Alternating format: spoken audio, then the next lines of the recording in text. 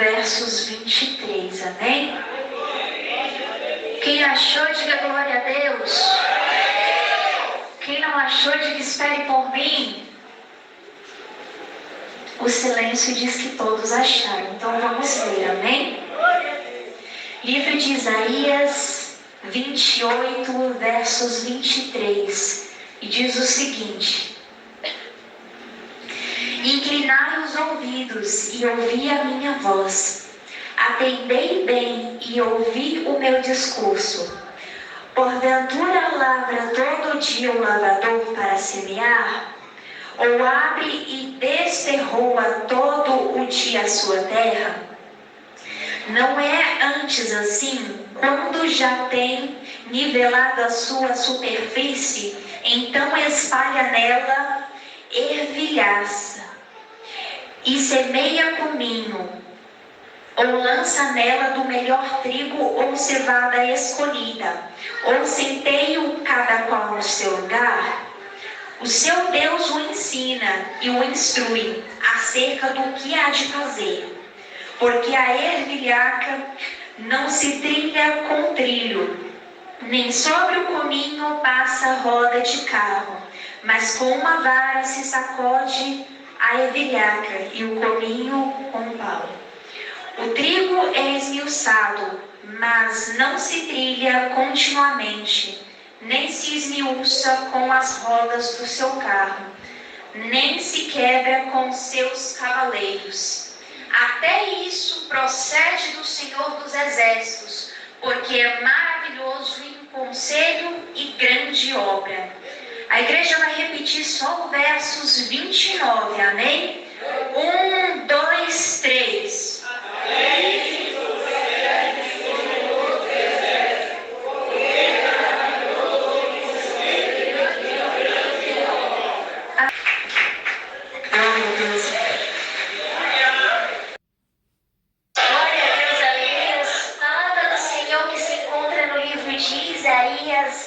Capítulo de número 28, para a melhor compreensão daquilo que Deus está falando aos nossos corações, a gente vai ter que voltar um pouquinho o que a história vai nos dizer. A palavra do Senhor vai dizer que ali Isaías, ele vai fazer um alerta para o povo do reinado norte e vai falar também para o reinado de Judá.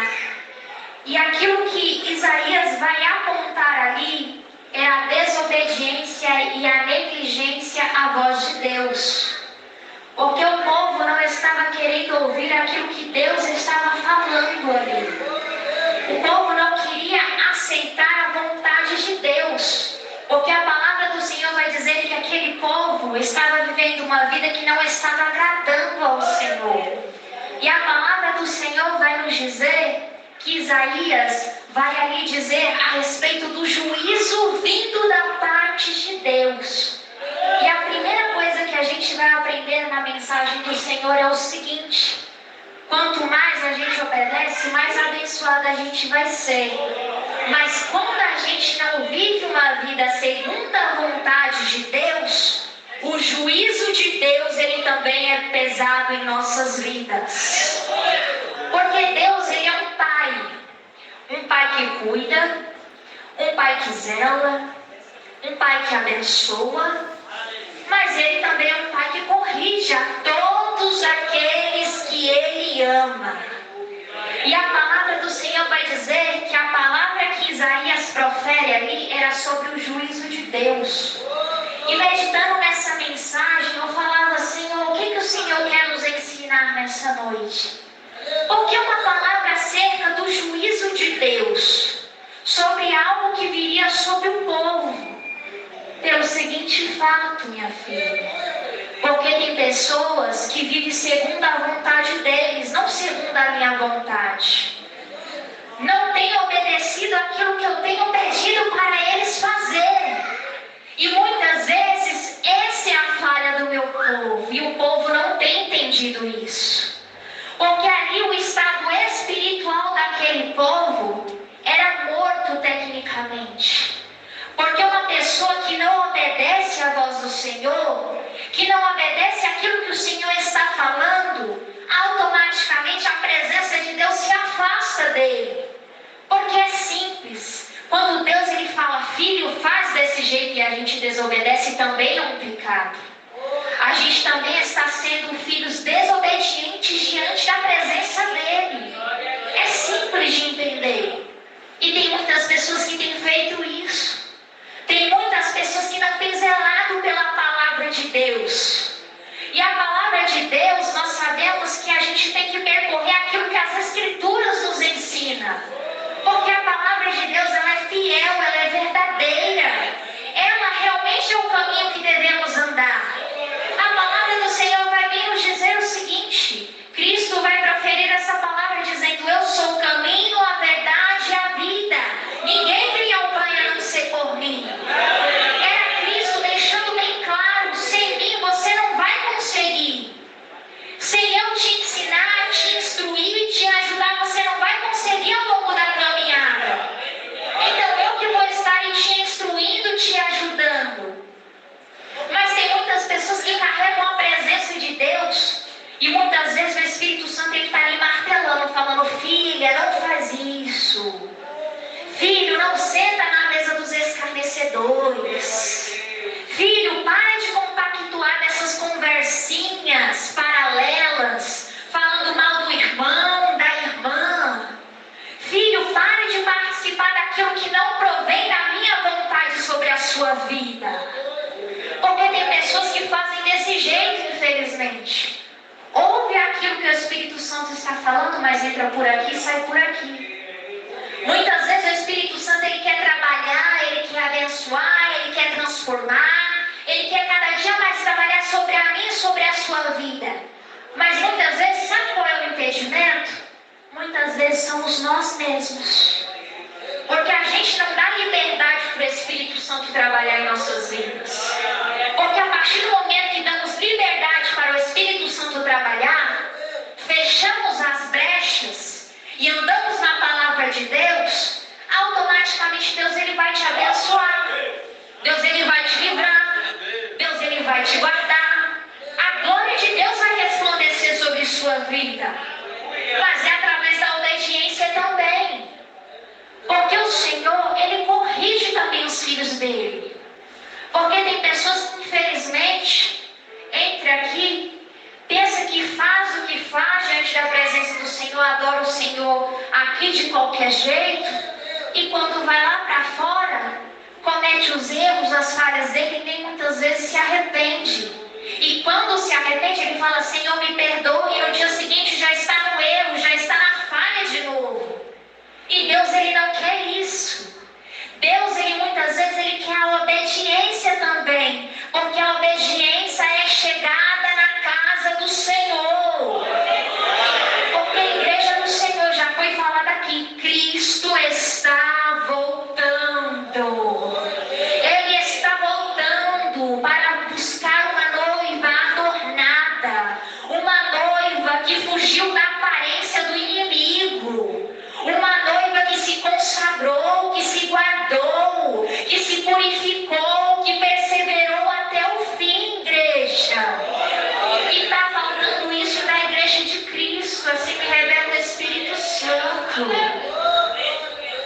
Ah, Beatriz, por que eu não vejo Deus trabalhar na minha vida? Deus, ele tem falado tanto que vai me abençoar. Deus, ele tem usado tantas pessoas para falar isso e aquilo para mim. E por que não acontece? A palavra do Senhor voltou atrás? Não, não. Deus, ele é um Deus que fala e que cumpre. Mas ele trabalha debaixo de obediência. Porque muitas vezes a gente só vem para o culto e fala: Senhor, me dá isso, Senhor, me dá aquilo, Senhor, me dá um carro, Senhor, me dá uma casa, Senhor, trabalha na vida de fulano, de ciclano. E não é assim. A gente tem que buscar primeiramente o reino dos céus e a justiça dele, para as demais coisas serem acrescentadas na minha e na sua vida. Porque tem pessoas que só sabem pedir por outras coisas. Ah, Beatriz, é errado pedir? Não é errado pedir, entenda bem. Mas você tem que zelar primeiramente pela tua vida espiritual. Porque e se Jesus voltar, amanhã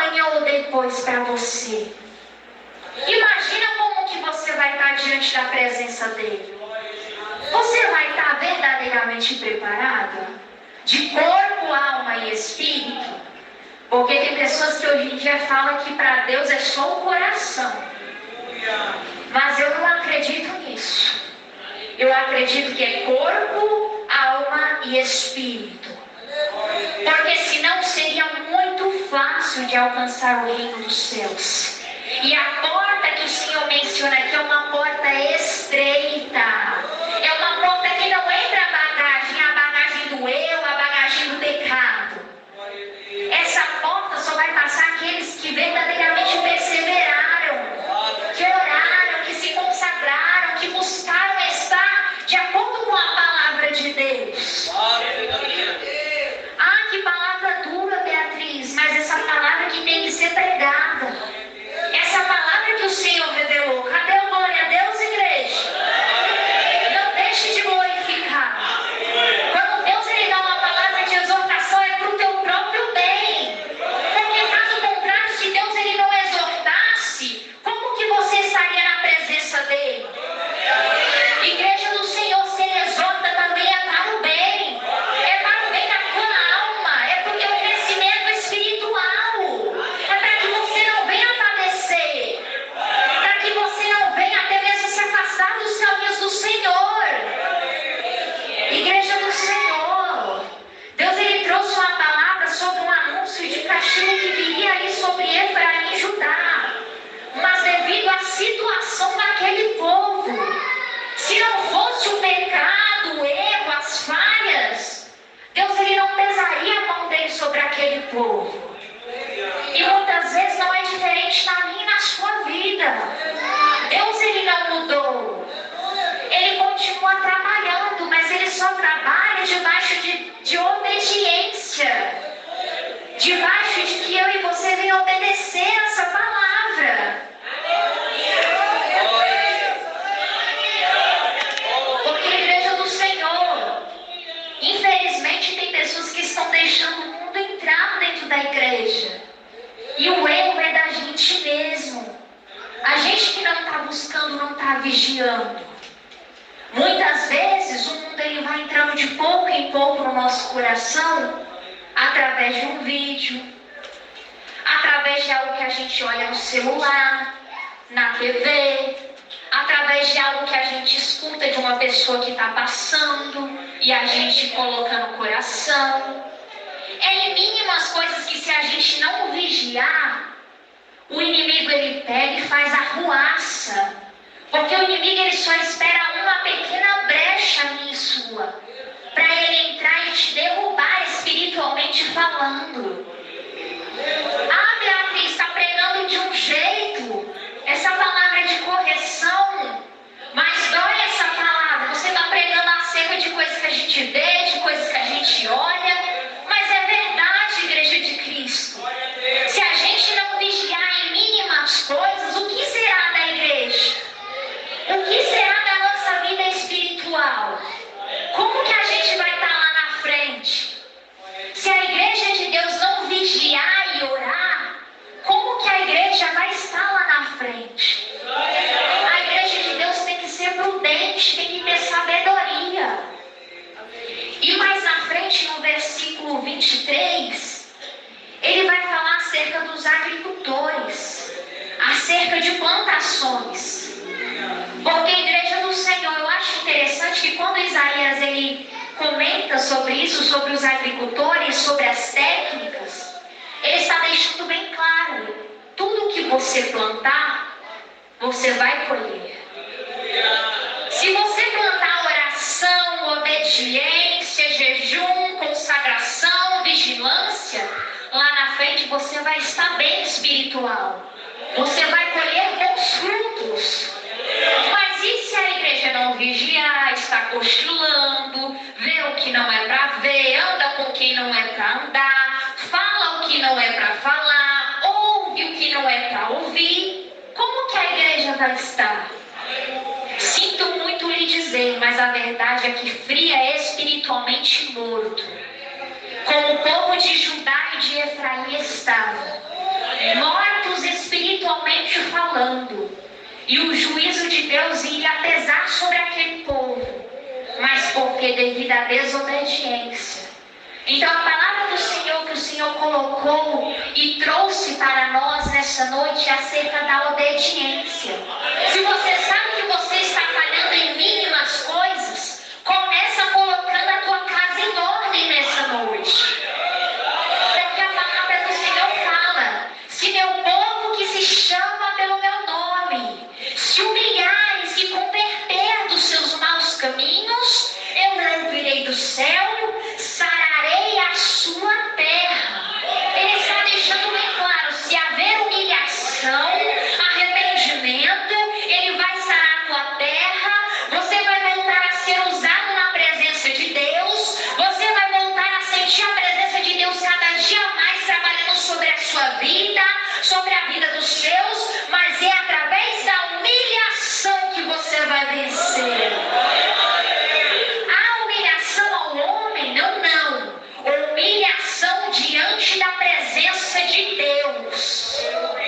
Porque nós somos servos de Cristo.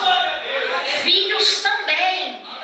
Mas aqueles que servem a Ele, que o adoram, que prezam pela sua presença, têm que andar conforme a palavra dele, igreja.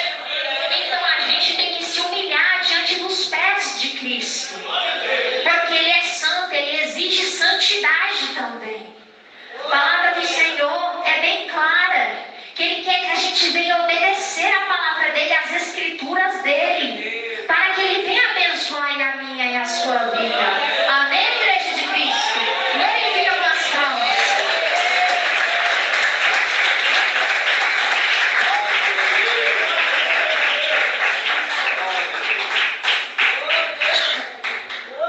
Triste de se dizer é que tem pessoas que já sabem a verdade. Que verdade é essa?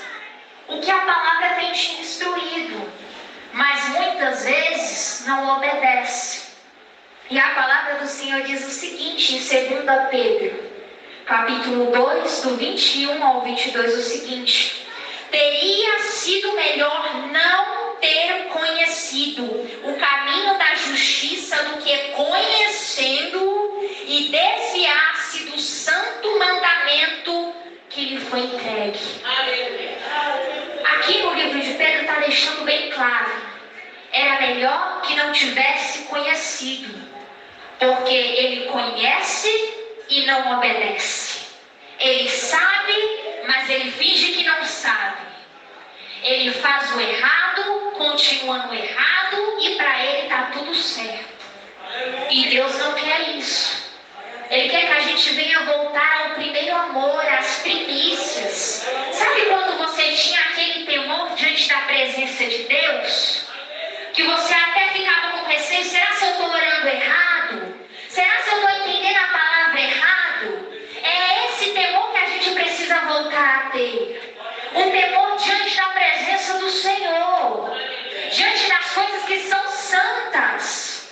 Porque a igreja de Cristo, esse altar aqui é santo. Esse altar tem presença de Deus. Os instrumentos, eles não são só apenas instrumentos. Eles são instrumentos ungidos pela presença de Deus. Porque através deles saem melodias que tocam corações de vidas. A voz que sai da sua boca, que você usa para louvar hinos da harpa, que você canta hinos diante da presença de Deus, ela tem a presença de Deus.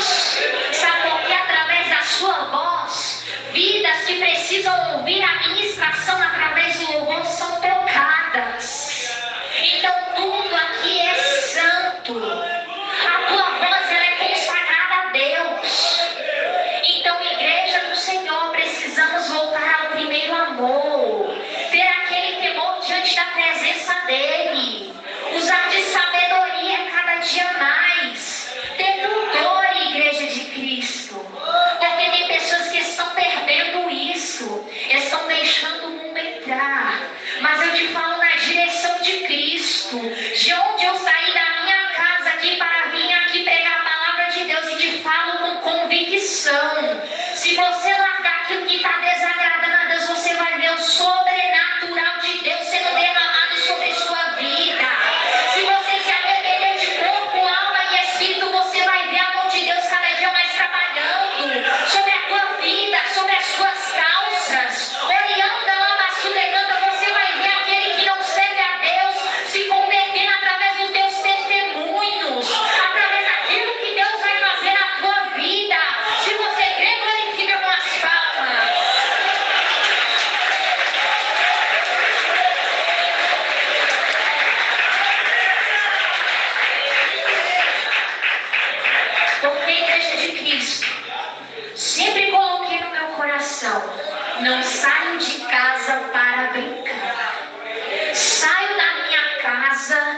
meditando numa palavra que é viva, que é eficaz, que é verdadeira e fala: eu vou prestar o melhor diante do meu Deus, porque Ele merece. Então essa palavra, pega e receba, porque é para mim e para a sua vida nessa noite. É para que Deus venha trabalhar na minha e nas suas causas. Mas entenda que é através da obediência que você vai vencer. É através dos bons frutos que você dá aqui na terra que você vai vencer lá na glória. Que você vai